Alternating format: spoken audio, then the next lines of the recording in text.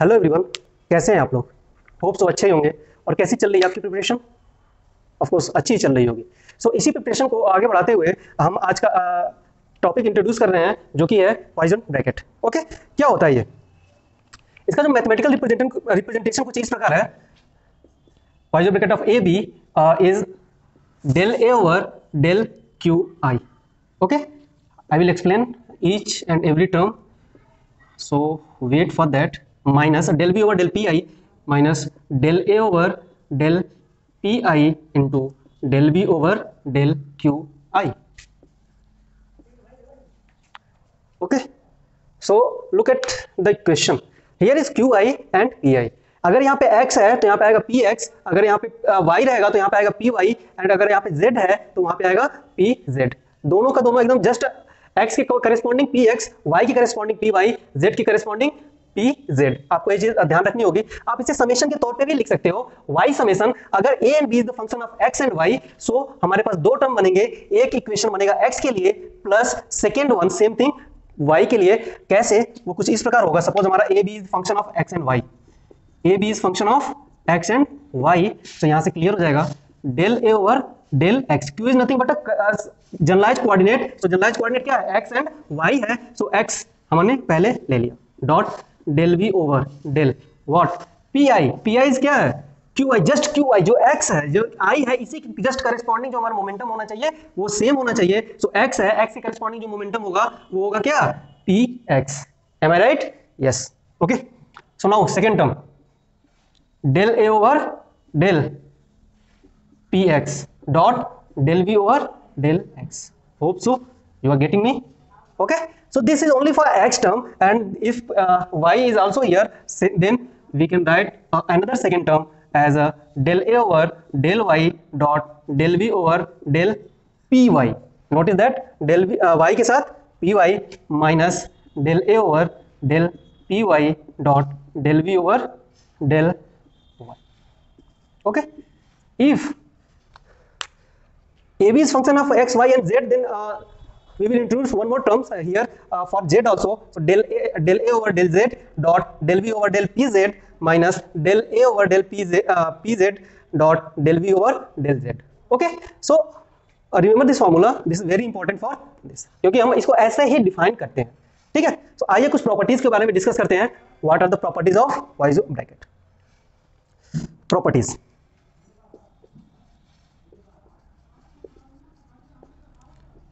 First property, and I am not going to numbering.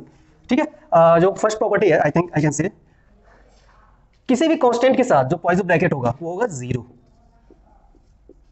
C is nothing but a constant. ठीक है, A is the function of x and y, maybe z, but there is a term which is constant. So जो Poisson bracket होगा वो zero होगा। क्यों zero होगा? क्यों zero होगा? क्योंकि जैसे ही आप इस फॉर्मेट में रखोगे, del B over del something, del C over del P I आएगा, और ये चूंकि ये कांस्टेंट है तो इसका डिफरेंशिएशन क्या आ जाएगा? जीरो आ जाएगा। सो एंड सेकंड टर्म में again del B over del q i is the constant, so इसकी वैल्यू क्या हो जाएगी? जीरो हो जाएगी। ओके,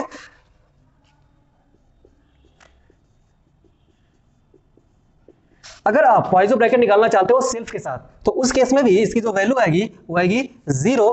क्यों? क्योंकि ये जो दोनों टर्म होंगे वो दोनों टर्म इक्वल होंगे। इक्वल कैसे होंगे? क्योंकि b इक्वल टू ए, जैसे ही आप b इक्वल टू ए आप इस इक्वेशन में रखते हो, तो ये टर्म ये ऑलरेडी इक्वल टू हो जाता है इस टर्म के। सो प्लस एंड माइनस दोनों अपोजिट साइन है, सो ये दोनों के दोनों क्या हो जाते हैं? जीरो हो जाते हैं। Okay, again most important property, अगर हमारे पास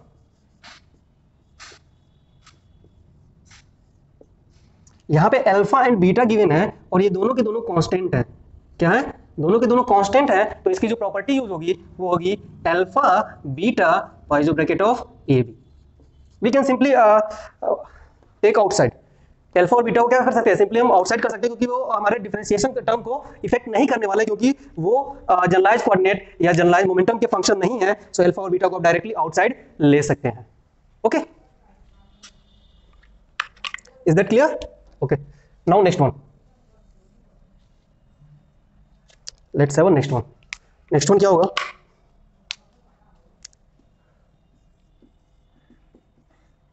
ए B, Poisson bracket of A B is equal to minus के B. This is also very most important property. how? Simply you can write AB is equal to what? Del A over del I am saying x and px. X and x, A is the function of x, so momentum will be px. So del A over del x dot del V over del px minus del A over del px dot del V over del x. Okay, simply you can take a minus sign outside, so this will be del A over del px dot del V over del x minus del A over del x dot del V over del px.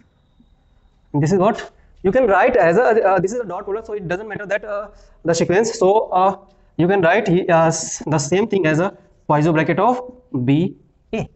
Okay, so you can easily prove and see the answer. Okay, the next property is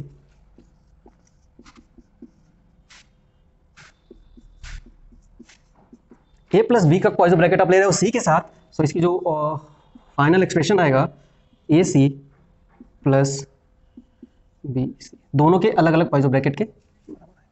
okay, you can easily derive with the help of. Okay, now next one is very very important because this is generally used in the most of problems. A B C, A B is the multiplication and C is the outside. So A B C का Poisson bracket क्या होगा, आइए देखते हैं. B E C plus B C, B हमारा outside है, हम सबसे पहले लेंगे Poisson bracket P B of A C and A outside, then Poisson bracket of P B of B C. Okay, so this is the very very most important which is generally used in most of cases. Okay, इसके अलावा और भी हैं, जैसे कि A cross B cross C plus B cross C cross A plus C cross A cross B is equal to 0. Okay, एक और है जो मोस्ट इंपॉर्टेंट है, कह सकते हैं जैकोबी आइडेंटिटी जिसे कहते हैं, brackets. So A B C plus A B C B C A plus C A B, इसकी वैल्यू क्या होगी 0. This is also known as a Jacobi identity. What? Jacobi identity. A B C dot है, पहले A B का Poisson bracket है किसके साथ, सी के साथ, फिर बी सी का पॉइसन ब्रैकेट ए के साथ, फिर सी ए का पॉइसन ब्रैकेट बी के साथ. इसका जो टोटल वैल्यू होती है वो 0 के बराबर होती है. ठीक है, सो मोस्टली जो यूज किया जाता है, जो मोस्ट इंपॉर्टेंट है, ये एंड ये, क्योंकि इनका जनरली प्रॉब्लम में बहुत ज़्यादा यूज होता है, क्योंकि इनके बिना आप प्रॉब्लम सॉल्व नहीं कर पाएंगे. So most frequently used in problems.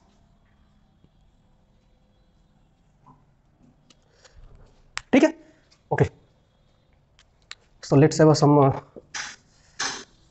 Cases now. I hope there is no doubt in this till the class. So real life में कुछ प्रॉब्लम डिस्कस करते हैं जिससे आपको और अच्छे से समझ में आएगा. सपोज मैं सिंपलेस्ट प्रॉब्लम डील कर रहा हूँ x एंड px का. x and px, what is the Poisson bracket of x and px? So what is, simply we can write del a over del x. A is what? X. I just write first term del a over del x dot del b, b is here px minus del a is here x,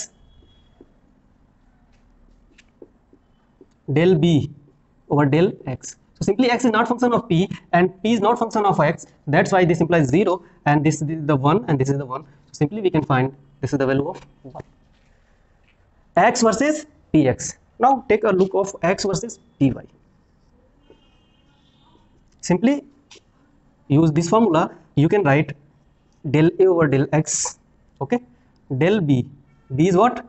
Py over del what? Corresponding, note down, corresponding momentum will be px minus del a over del px dot del b over del x. Simply py is not function of x, that's why this term 0 and the whole term implies 0. So final expression is 0. So if you see the expression x px implies 1, and when you taking the Poisson bracket of x versus py, this is giving 0. Let's take another example, y versus py. क्या होता है यहाँ पे y का py के साथ? So again we will implies a over x, sorry, del a is here y versus del x, y is the function of y itself, no doubt. Del b is here py divided by del what, corresponding py momentum, corresponding momentum आपको लेना है. So py minus del a is del y, del py corresponding py dot del b py divided by del x is here y.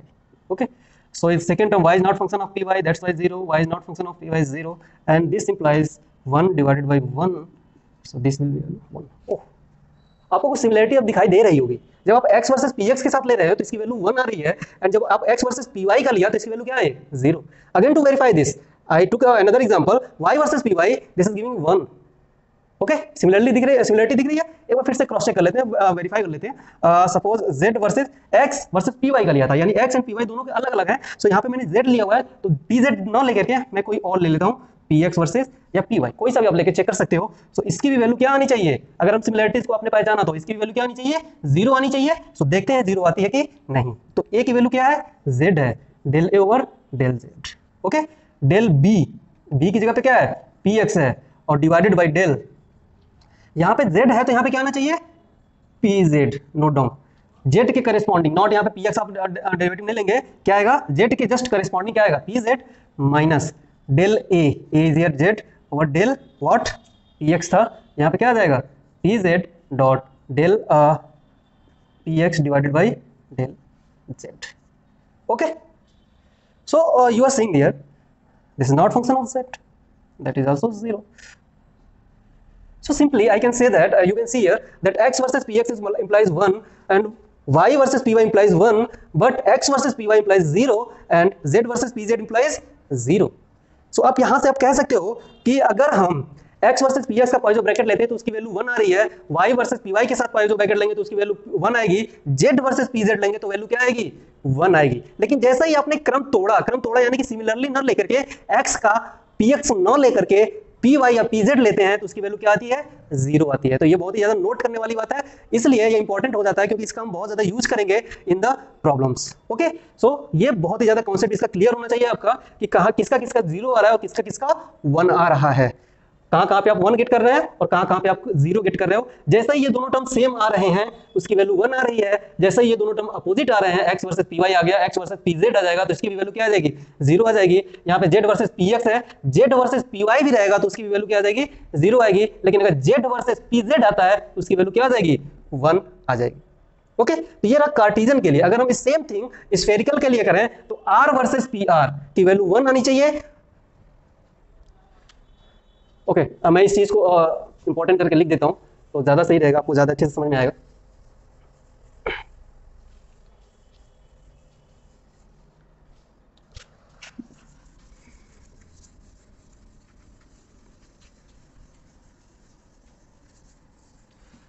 Cartesian में तो आपने समझ लिया x versus क्या होगा, लेकिन अगर हम स्फेरिकल की बात करें या सिलिंड्रिकल की बात करें तो उसके लिए अगर हम देखें तो r वर्सेस pr का जब आप पॉइजन ब्रैकेट लेते हो तो इसकी वैल्यू 1 आएगी. थीटा वर्सेस पी थीटा की जब आप पॉइजन ब्रैकेट लेंगे तो उसकी भी वैल्यू 1 आएगी, और फाई वर्सेस पी फाई की वैल्यू आप बात करेंगे तो उसकी भी वैल्यू क्या आ जाएगी, 1 आ जाएगी. इसके अलावा कोई सा भी कॉम्बिनेशन, इसके अलावा नोट डाउन, कोई सा भी कॉम्बिनेशन यानी कि आर का कॉम्बिनेशन अगर आप पी थीटा से करें या आर का कॉम्बिनेशन ऑफ पी फाई से करें, ओके, एंड थीटा का कॉम्बिनेशन आप पी आर से करें या थीटा का कॉम्बिनेशन पी फाई से करें या फाई का कॉम्बिनेशन पी आर से करें और फाई का कॉम्बिनेशन पी थीटा से करेंगे तो ये सारी की सारी वैल्यूज क्या होंगी, 0 होंगी. ये हो गया हमारा स्फेरिकल कोऑर्डिनेट के लिए. अगर हम सेम थिंग अगर सिलेंड्रिकल कोऑर्डिनेट के लिए बात करें तो सिलेंड्रिकल कोऑर्डिनेट के लिए हमारे पास जो एक्सप्रेशन आएगा वो आएगा r versus p r is equal to phi versus p phi is equal to z versus p z. इसकी वैल्यू क्या आनी चाहिए, 1 आनी चाहिए. और r वर्सेस अगेन इसके अलावा कोई कॉम्बिनेशन फाई के साथ या जेड के साथ, पी फाई, आर का कॉम्बिनेशन पी जेड के साथ, ओके, फाई का कॉम्बिनेशन पी आर के साथ और फाई का कॉम्बिनेशन पी जेड के साथ, अगेन जेड का कॉम्बिनेशन पी आर के साथ या जेड का कॉम्बिनेशन पी फाई के साथ। ये सारी वैल्यूज क्या होंगी? जीरो होंगी। होंगी कि नहीं होंगी? बिल्कुल जीरो होंगी। आप वेरीफाई कर सकते हो।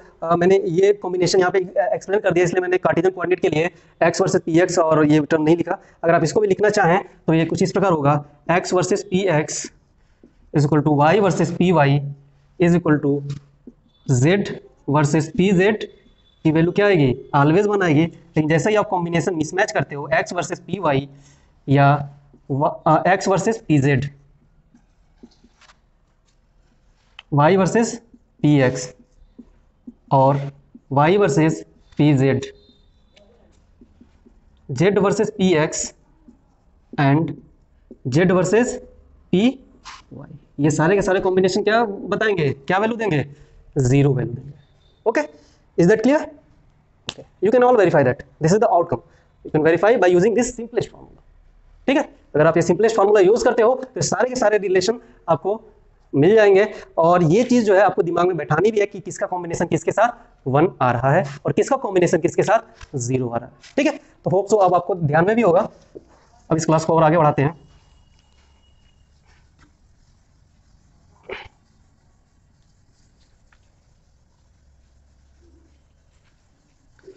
जो हमारा नेक्स्ट टॉपिक है या ये कहें कि सीरीज का अगला जो पॉइंट है, एक सिंपली एक्सरसाइज ले सकते हैं।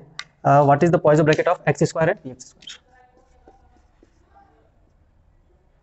एक्स स्क्वायर पी स्क्वायर, इसका पॉइजन ब्रैकेट फाइंड आउट करना है। ठीक है, तो इसकी वैल्यू क्या आएगी? सिंपली डेल ए की वैल्यू क्या है? X square dot del B की वैल्यू क्या है? P square, okay, minus del ए over del p dot del B की जगह पे क्या है?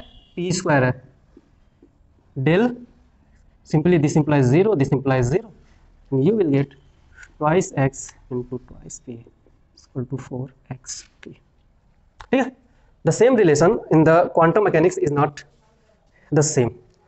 अगर आप एक्स स्क्वायर और पी स्क्वायर का जो वहाँ पे आप कम्यूटेशन रिलेशन निकालेंगे सो वैल्यू सेम नहीं आएगी, क्योंकि वहाँ पे ऑर्डर मैटर करता है।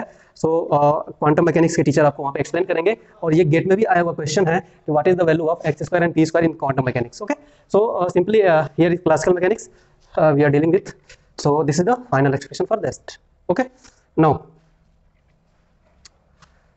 Hope so everything is clear.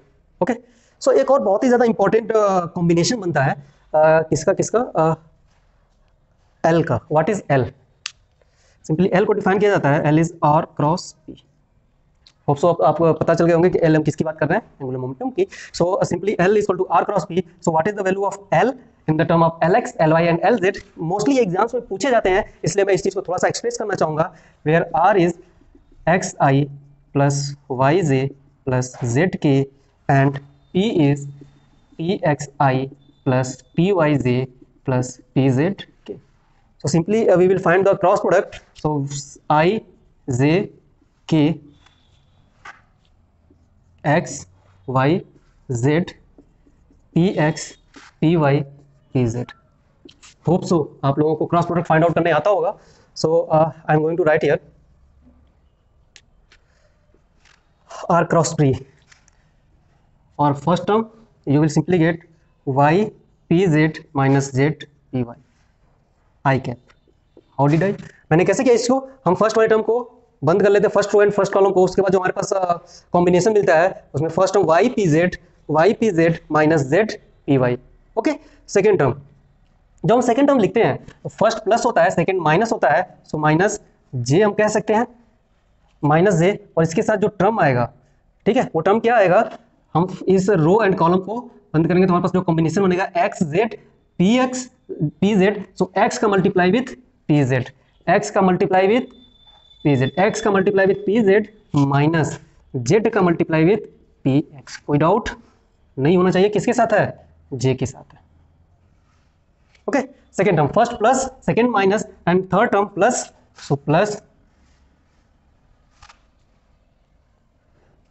again we will simply have a combination x y px, then x py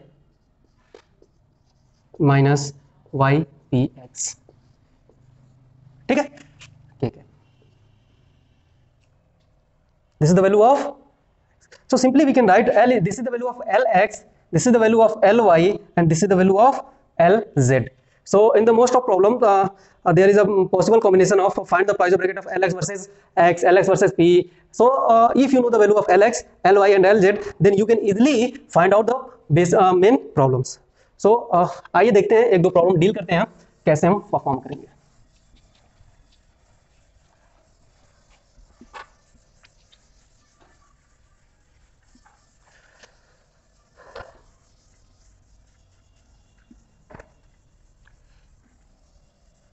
कैसे परफॉर्म करेंगे हम यहाँ पे,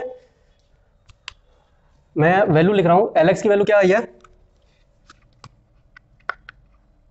Lx is y pz minus z py.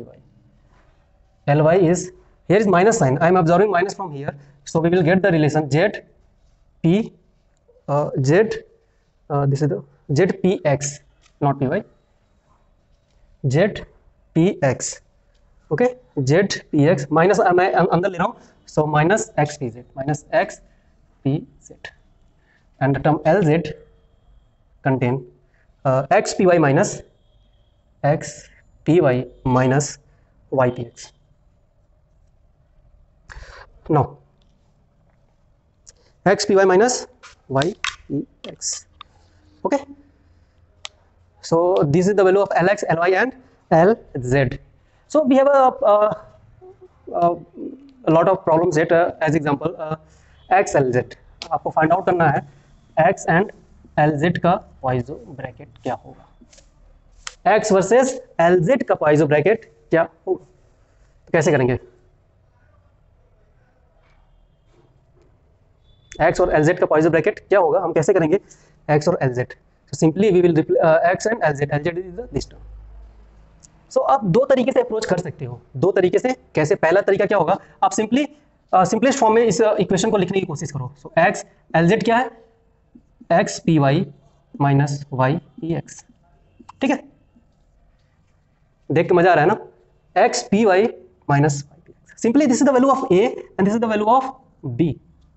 Okay, तो सिंपलेस्ट फॉर्म ये है कि आप सिंपली इसको ए और बी से रिप्लेस कर दो, बट मैं इसको और अच्छे से तोड़ना चाहता हूं. मैं चाहता हूं कि आप पहले आप इस तरह से अप्रोच करो कि आप पहले, हमने क्या किया, हमें पता है ए और बी को हम क्या लिख सकते हैं, माइनस के बी ए.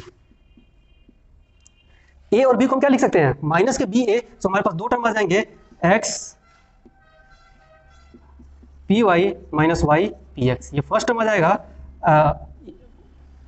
किसके साथ, x के साथ हमें लेना है. आगे क्या आ जाएगा, माइनस साइन आ जाएगा. ओके, आगे माइनस साइन आ जाएगा.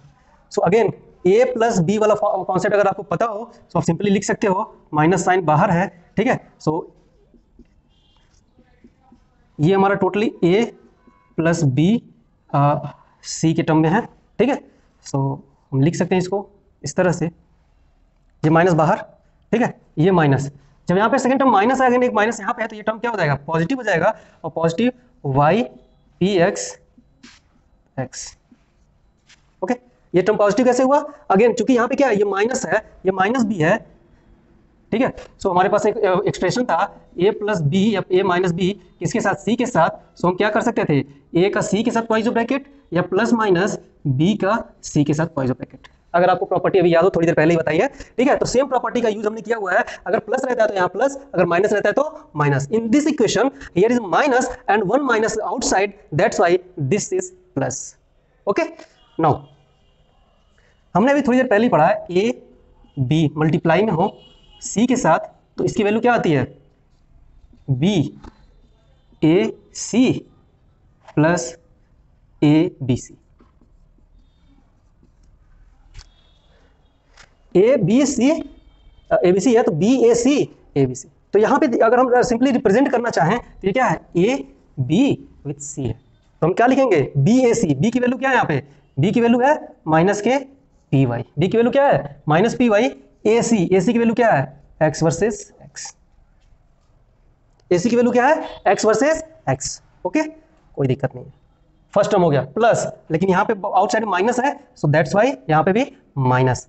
अब क्या आएगा, ए बी सी, ए की वैल्यू क्या है एक्स है, बी की वैल्यू क्या है वाई है, पी वाई है, और सी एक्स, ठीक है ना, कंफ्यूज नहीं होंगे, ए की भी वैल्यू एक्स है, सी की भी वैल्यू एक्स है। सो हमने अभी थोड़ी देर पहले देखा है कि किसकी वैल्यू 1 होती है और किसकी वैल्यू 0 होती है। अगर हम सेल्फ के साथ लेते हैं पॉइजन ब्रैकेट, तो इसकी वैल्यू क्या होती है ऑलवेज 0 होती है। यहाँ पे एक कॉम्बिनेशन देखिए, ये पी वाई वर्सेज एक्स का कॉम्बिनेशन है, किसका कॉम्बिनेशन है, पी वाई वर्सेज एक्स का कॉम्बिनेशन है। अगर सेम कॉम्बिनेशन होता, यानी कि पी एक्स वर्सेज एक्स का कॉम्बिनेशन होता, तो उसकी वैल्यू कितनी आती 1 आती, लेकिन यहाँ पे मिसमैच कॉम्बिनेशन है। तो ये दोनों टर्म कहां से आए हैं, फर्स्ट वाले टर्म से, ये दोनों टर्म क्या कर रहे हैं 0 दे रहे हैं, इसकी वैल्यू क्या आ रही है 0 आ रही है, ठीक है। सेकंड प्लस, यहां पे आइए, यहां पे भी हमें सेम फार्मूला यूज करना है। ए अगर हम फार्मूले से अटैच करना चाहें तो ये कुछ इस प्रकार है, ए बी सी। ओके, आइए देखते हैं ए बी सी।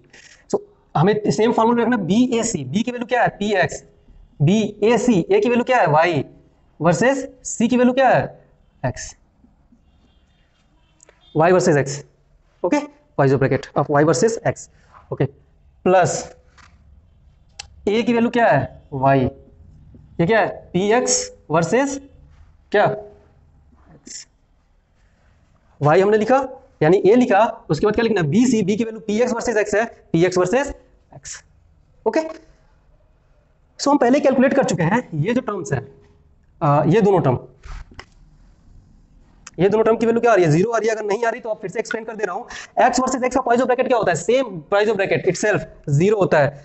अगर दोनों सेम क्वांटिटी होती है तो उसकी वैल्यू 1 आती है, लेकिन ध्यान देने वाली बात होती है पहले x होता है फिर मोमेंटम होता है। अगर पहले मोमेंटम होगा ए b equal to minus b a, note that. तो यहाँ पे पी वाई वर्सेज एक्स दोनों सेम है, नहीं है, इसकी वैल्यू भी क्या हो जाएगी 0 हो जाएगी। यहाँ पे देखिए एक्स वर्सेज वाई, क्या इसकी वैल्यू 1 आएगी, बिल्कुल नहीं, इसकी वैल्यू क्या आ जाएगी 0 आ जाएगी। तो ये स्टार्टिंग के जो तीनों टर्म है, ये तीनों के तीनों का 0 कंट्रीब्यूशन होगा, इसकी वैल्यू क्या आ जाएगी 0 होगी।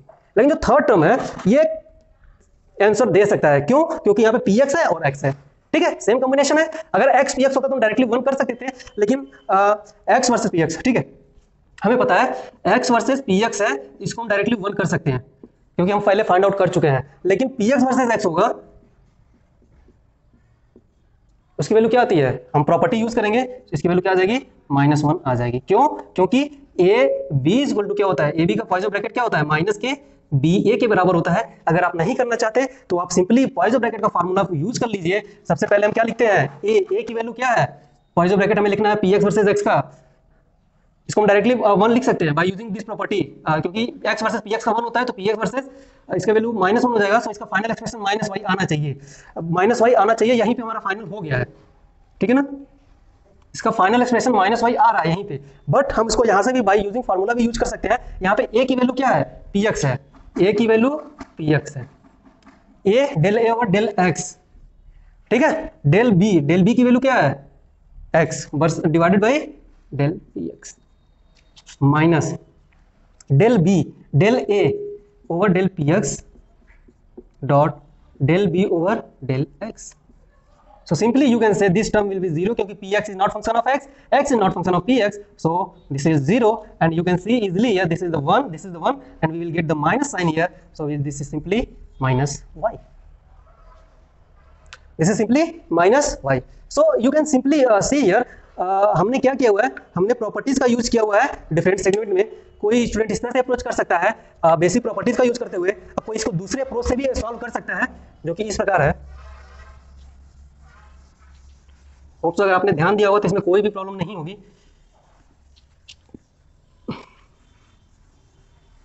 जो सेकंड प्रॉपर्टी है, सेकंड थिंग हमारे पास जो प्रॉब्लम है वो है एक्स वर्सेस LZ, हमें पॉइजन ब्रैकेट निकालना है। हम सिंपली इसको A ले सकते हैं, इसको B ले सकते हैं, ठीक है, but LZ equal to what, x p y minus y p x, this is x, ठीक है, x p y minus y p x. So A versus B, del A is x, del A versus del x, del B versus del p x, note down del B versus del p x, क्या होता है minus first term minus del b del a versus del p x dot del b versus del x.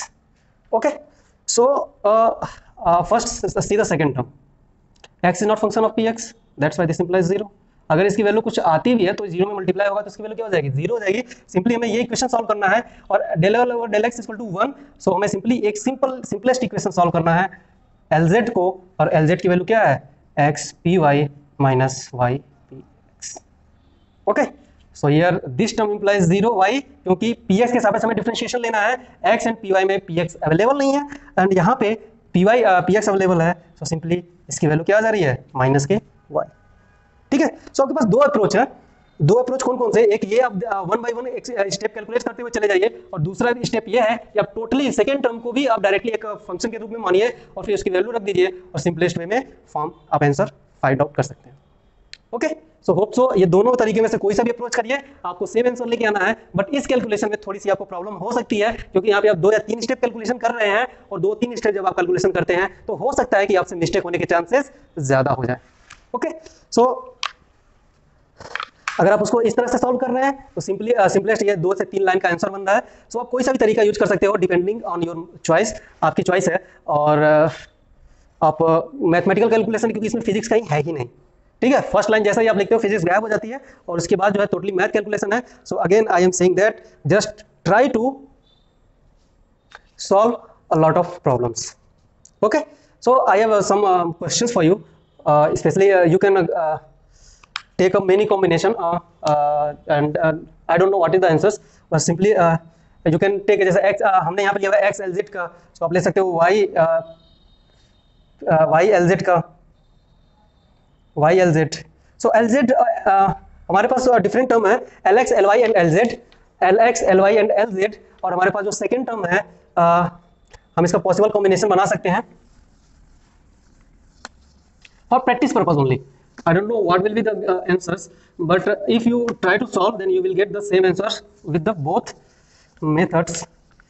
अगर आप सही करें तो, अगर किसी स्टेप में आपने मिस्टेक कर दी है तो आंसर अलग अलग आएंगे. हमने दोनों तरीके से सॉल्व किया हुआ है, दोनों में सेम आंसर्स मिले हैं. हमारे पास LX LY और LZ की ये वैल्यू है, सो हम डिफरेंट कॉम्बिनेशन ले सकते हैं. जैसे कि LX वर्सेस X का, इसकी वैल्यू क्या होगी, LX वर्सेस Y का, LX वर्सेस Z का. ठीक है, ये आपको फाइंड आउट करना है. LX versus PX, LX versus PY, LX versus PZ. ठीक है, so in this given problem of set simply replace X with LY. LX को आप रिप्लेस कर दीजिए LY से और फिर से सारी चीज़ें कैलकुलेट करिए, और LX को रिप्लेस कर दीजिए सेकेंड टर्म में LZ से और फिर सारी की सारी चीज़ें कैलकुलेट करिए. सो आपके पास टोटली कितने कॉम्बिनेशन बनना है 3 + 3 = 6 and 6 + 6 12 + 6 18. So totally 18 possible of combinations हैं, जिसमें हमने एक को वेरीफाई किया हुआ है, बाकी वैल्यूज आपको फाइंड आउट करना है. सो आज की क्लास में बस इतना ही. आज का लेक्चर अटेंड करने के लिए बहुत बहुत धन्यवाद. ज़्यादा से ज़्यादा आपको प्रॉब्लम प्रैक्टिस करना है, सिंपल कैलकुलेशन है. अगर आज आपने स्टार्टिंग से ही अगर ध्यान दिया होगा सो ये कोई सा भी वैल्यू निकालने में आपको 1% की भी प्रॉब्लम नहीं होगी. अगर कोई प्रॉब्लम होती है कि तो आप कमेंट सेक्शन में लिख के आप क्वेश्चन पूछ सकते हैं. सो आज की क्लास अटेंड करने के लिए धन्यवाद. Thank you.